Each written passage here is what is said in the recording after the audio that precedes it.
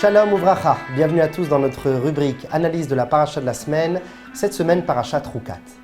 La paracha de Chukat, qui vient du mot chok, le décret, nous parlera au tout début de la paracha de la mitzvah qui symbolise ce décret irrationnel, cet attachement à Dieu illogique qui dépasse l'entendement, tel un père qui aime ses enfants, non pas parce qu'il a des raisons de les aimer, mais parce que c'est ses enfants. La mitzvah de Paraduma, les cendres de la vache rousse qui purifiaient ceux qui s'étaient rendus impurs par un mort. Même Salomon le roi, qui était l'homme le plus sage de la terre, n'avait pas réussi à comprendre le sens de cette mitzvah. Cette mitzvah a été donnée seulement en tant que secret à Moshe Rabbeinu. Nous parlera également la paracha de l'histoire du décès de Myriam, la prophétesse, dans le désert. Par la suite, la plainte du peuple juif de sa grande soif dans le désert et la dispute de l'eau qui causera malheureusement la punition de Moshe Rabbeinu qui frappa le rocher et lui et son frère ne purent rentrer en Eretz Israël. Aaron également mourut dans cette paracha. Il décéda par le baiser divin sur le Hor Ha'ar et bien sûr la succession de son fils El-Hazar, la victoire du peuple juif contre les Kénaanéens et enfin la plainte de la marche et du voyage du peuple juif qui causa la morsure des serpents dans le désert et furent sauvés bien sûr à la fin grâce à Moshe Rabbeinu qui confectionna une sorte de perche avec une tête de serpent et lorsque l'on regardait vers le haut, tout simplement lorsque l'on regardait vers le ciel, on se faisait tout simplement guérir par Akadosh Baruch Hu, bien entendu. Au chapitre 21 de notre paracha, entre le verset 10 et 20, nous parlons également d'un autre miracle tout à fait sidérant. Un miracle peu connu dans l'histoire juive, puisque quelques psukim en parlent, mais véritablement prenant, dont nous devons tirer un enseignement pour nous au jour le jour. Ce miracle se nomme le Nes Nachal Arnon, le miracle du fleuve de Arnon. En effet, le Hémoréen et le Moabite habitaient l'un à côté de l'autre. Et il y avait comme une sorte de frontière qui les séparait, comme une sorte d'ouverture de la terre. Et au milieu, dans cette vallée, entre ces deux montagnes, ces deux terres, se trouvait en général un fleuve qui avait été asséché. Alors le peuple juif avait désiré passer par cette ouverture pour arriver vers la terre d'Israël afin de conquérir les parcelles qui en étaient nécessaires. Le Hémoréen, le Moabite, mais également Édom, se joignirent pour faire une embuscade au peuple juif, leur faire un piège. Ils avaient décidé d'attendre la nation juive en bas dans la vallée, cachée derrière ces rochers, mais également de laisser quelques soldats dans des grottes et des renfoncements qui étaient dans une des deux falaises. Alors, le Ham Israël, qui n'était au courant de rien, reçurent un cadeau divin, un miracle dont nous n'avions aucune attente. Ce miracle s'exprima à travers 5 détails. Premièrement, la terre trembla à ce moment et ces deux rochers, ces deux falaises, ces deux montagnes se rejoignirent par le haut et les grottes qui habitaient les ennemis cachés se rejoignirent la falaise d'en face et étrangement, bien entendu, c'était le fait de la dérive de ces terres, eh bien la falaise d'en face contenait quant à elle la partie en pierre du renfoncement qui manquait dans l'autre. Et c'est à ce moment-là que, comme un puzzle, et avait écrabouillé en quelque sorte les ennemis qui s'y trouvaient.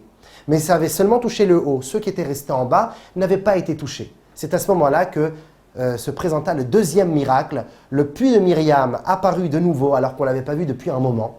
Et il se déversa au milieu de l'ouverture et noya avec un torrent véritablement puissant tous ceux qui étaient restés en bas, tous les ennemis. Et des milliers d'ennemis moururent à ce moment-là. Cela dit, il y eut également 3 autres miracles qui fut la suite de ces 2 premiers. Alors que tous étaient morts, Akadosh Baruch Hu décida la chose suivante. Il disait « Mi yodia lebanaï » qui allait tout simplement avertir mes enfants Anissim v'aniflaot she'asiti, des miracles et des merveilles que j'avais fait, kedele hagen alehem, afin de les protéger. Personne, alors il faut que je leur montre ma grandeur et surtout mon amour pour eux. C'est à ce moment-là qu'il y eut un deuxième tremblement de terre et que le haut des montagnes se détachèrent afin qu'on puisse observer les morts qui s'y trouvaient. Mais on ne les voyait toujours pas puisqu'ils se trouvaient toujours à l'intérieur de ces renfoncements et des grottes. C'est à ce moment-là que le quatrième miracle apparut et que l'eau de Myriam du puits escalada, grimpa sur ces montagnes et nettoya les grottes et les renfoncements de ces morts. C'est à ce moment-là que tous les ennemis qui avaient péri dans cet épisode se retrouvèrent en bas et vint maintenant le cinquième miracle où toute cette eau entourèrent le peuple juif afin qu'il puisse, comme une sorte de fleuve, se rendre compte des milliers d'ennemis qui avaient perdu la vie. 5 miracles, 5 forces. C'est à ce moment-là que le peuple juif, pour remercier la grandeur de Dieu, entonnèrent un chant, Az Yashir Israël, un cantique, pour remercier Akadosh Baruch Hu pour ses miracles et ses merveilles. Parmi les nombreux nissim, les miracles que le peuple juif vécurent depuis la sortie d'Égypte et même bien avant, il n'y en a que 2 seulement sur lesquels le peuple juif récitèrent un cantique. La traversée de la mer des gens, Yamsouf, et le Nachal Arnon, le fleuve de Arnon. En effet, ce sont les seuls miracles qui n'attendirent pas l'action ou l'activité du peuple juif. Vous devrez rester passif. Hachem yilachem lachem, Dieu se battra pour vous, ve'atem tacharishun, et vous resterez. Taisez-vous, regardez les miracles d'Hachem. Ces 2 miracles montreront ici l'amour, l'affection, la compassion profonde que Dieu porte pour son peuple. C'est la raison pour laquelle il demande de ne rien faire, que tout se passera par lui-même. Les autres miracles que l'on a vus dans le désert, par exemple la guerre contre les Amalécites, c'était bien sûr de miracles énormes, mais il fallait une action et un engagement, une initiative aussi de la part du peuple juif. Alors que pour ces 2 miracles de la mer des Joncs et de Nachal Arnon, le peuple juif n'en fit rien et reçurent ce cadeau sans rien attendre en retour de la part de leur Dieu, Akadosh Baruch Hu. Cependant, le miracle du fleuve de Arnon reste particulier, sort du lot en quelque sorte, puisque au moment de la mer des Joncs, il y eut quand même une sorte de prise de conscience du peuple juif. Ils savaient bien que les Égyptiens se trouvaient derrière eux. C'est alors que se départagea plusieurs groupes. Et il y en a qui disaient « retourne en Égypte », l'autre disait « allons nous battre », l'autre disait « suicidons-nous dans la mer ». Enfin, Narshon ben Aminadav prit l'initiative d'avancer tout droit, et c'est alors que le miracle eut lieu. Donc il y eut quand même une part du peuple juif dans ce miracle. Alors que pour le Nachal Arnon, il n'y eut aucune prise de conscience du peuple juif, il n'en était même pas au courant. Akadosh Baruch Hu aurait pu très bien leur cacher ce miracle. Mais Akadosh Baruch Hu fit 3 autres miracles, et on sait bien que Hachem ne fait pas des miracles en vain. Il fit 3 autres merveilles afin justement que le peuple juif sache qu'il avait fait ces miracles et prenne conscience et remercie Akadosh Baruch Hu, puisque Dieu veut que l'on comprenne sa grandeur, mais surtout que l'on prenne conscience de l'amour qu'il nous porte. C'est la raison pour laquelle ces 3 derniers miracles n'avaient pas forcément la nécessité d'exister, le fait d'avoir déversé de l'eau, d'avoir montré les morts au peuple juif. Mais Dieu voulait ici montrer combien il aimait son peuple. De nos jours encore, Akadosh Baruch Hu nous fait des miracles, des milliers. Il y en a beaucoup dans lesquels nous n'avons aucune connaissance. Nous ne prenons pas conscience, nous ne sommes même pas au courant que nous aurions pu disparaître d'un moment à l'autre, mais qu'Akadosh Baruch Hu, Matzileinu miyadam, nous sauve à chaque instant. Alors que lorsque Dieu nous montre le miracle, comme à Hanouka ou à Purim, pendant la guerre des 6 jours, ou d'autres miracles qui nous arrivent, il est nécessaire pour nous de montrer de notre part également un amour pour Dieu, car s'il nous le montre, c'est parce qu'il veut également que nous montrons notre amour personnel. La Kabbalah nous dira également, le Zohar, Ben Nachal Arnon nimtza azivug ha'elyon shel chavivut HaKadosh Baruch Hu leIsraël.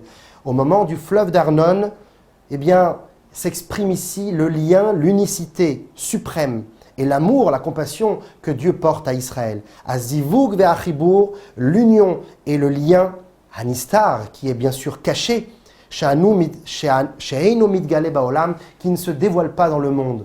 En l'occurrence, Dieu voulut à la fin dévoiler son miracle. Mais de base, c'est un amour qui, souvent, n'est pas pris conscience par l'homme. Parce que tout simplement, Dieu se cache dans le miracle.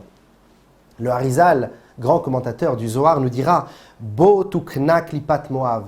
À travers ce miracle d'Arnon, eh bien, nous arrangeâmes la faute, la bassesse, l'écorce du mal qui habitait le peuple des Moabites.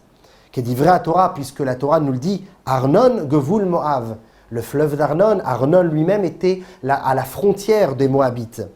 Et le Harizal de nous dire Moab c'est Agalut. Moab fait référence, le peuple des Moabites fait référence à l'exil. Ve'al-yedei Arnon. Et grâce à Arnon, à ce fleuve-là, Achibur Amoufla Shachboch ve Israël, l'union parfaite et merveilleuse entre le peuple juif et Dieu, Naase Gvul Moab, sauf les Galoutes. Il arrive à que nous arrivons au niveau de sauf la galoute, fin à la galoute par Gvul Moab, la limite, la frontière de Moab, qui veut dire ici également la fin de Moab, la fin de l'exil. Par le lien, par l'attachement, l'amour que Dieu nous porte, et bien entendu, comme nous pouvons refléter cet amour vers lui, le fait d'être réciproque envers lui, eh bien ça arrive à Gvul Moab, la fin de Moab.